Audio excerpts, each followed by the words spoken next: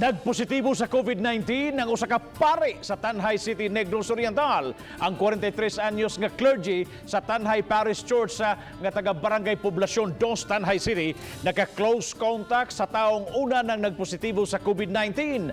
Asymptomatic hinoon na kini ug anaa na karon sa isolation facility sa Tanjay City.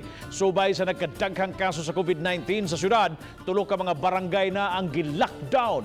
Gidisinfect na usab ang simbahan ug ang mga barangay nga adunay nagpositibo sa virus. Sa pagkakaroon ang Tanjay City, adunay 38 ka mga kaso, diin 18 ning aktibo, 17 ang naayo ug usa ang nakalas. Sa laing bahin nagpositibo usab sa virus ang 28 anyos ug 56 anyos nga mga lalaki nga kawani sa lokal nga kagamhanan sa San Jose, Negros Oriental. Pareho silang taga Barangay Hilukon, San Jose ug naa sa isolation facility sa maong lungsod. Tungod nini 1,020 na ang nakasakit o nakasakit sa COVID-19 sa Negros Oriental.